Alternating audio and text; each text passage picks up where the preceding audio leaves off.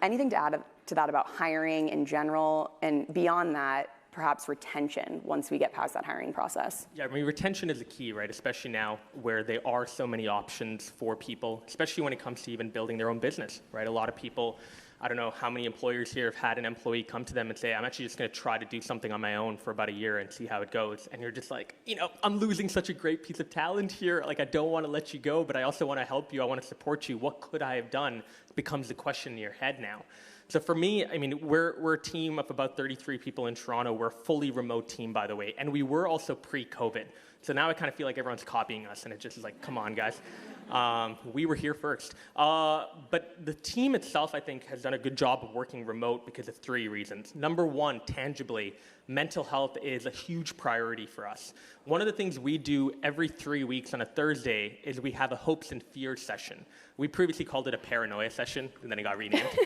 I love that. It was my initial name. I'm like, this is a great name. And then I'm like, no, it's a little bit too ominous. But a hopes and fears session where every single person in the company comes around. It doesn't matter if you're an intern. It doesn't matter if we hired you 2 weeks ago. It doesn't matter if you're an executive in the company. We come around and we share 2 hopes and 1 fear that we have. Again, not every person is obligated to go. And definitely in the early days of running the session, it was literally me and my co-founder speaking for like 95% of the conversation.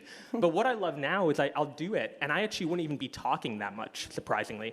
I wouldn't be talking that much. I typically hear from people, not only the things they're excited about, but the things they're worried about. Product direction, really worried about my role and how it's going to evolve.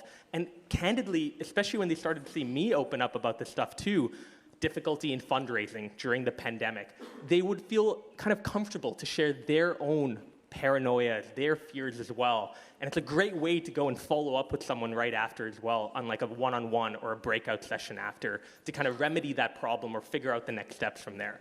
The second thing is encouraging entrepreneurship within a company. There's a trending word for it now called intrapreneurship. A lot of people don't know WeChat, by the way. How many people here have WeChat? Not too many people, fair enough. Swish, stop asking questions. Darn it. I will get one answer I expect from you guys. No. How many people hated the last Star Wars movie? No, I'm kidding.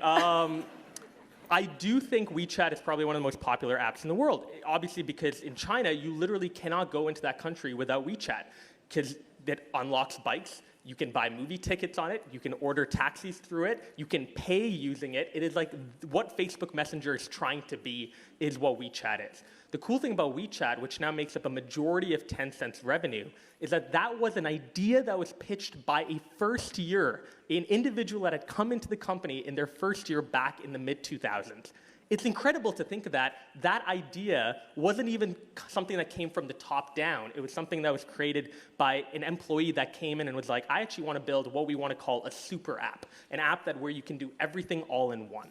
How can you guys go about encouraging entrepreneurship? For us, we do quarterly hackathons, not just with our technical team, but with our sales and marketing team as well. Go find a problem within the company or even outside.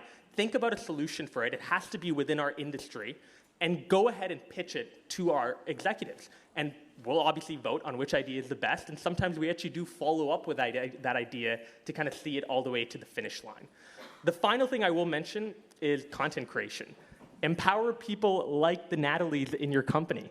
A lot of people back 20 years ago could probably attest to this. My mom, for sure, she's been a working professional for 30 years. She was not encouraged by her employer to post on social media. It wasn't encouraged. Don't post on social media. Why are you posting on social media? Those were the questions that came up during the early days of Facebook. And I was impressed because my mom sometimes can't even find the post button on LinkedIn. I'm like, you should be posting on LinkedIn or Facebook. So encourage people at your company to do that, whether it's a weekly reflection, what happened in your week, what went well, what are you looking forward to next week? That's a great way to start to build advocates within your company, start to build more familiarity even, and it's also just free marketing for you guys as well.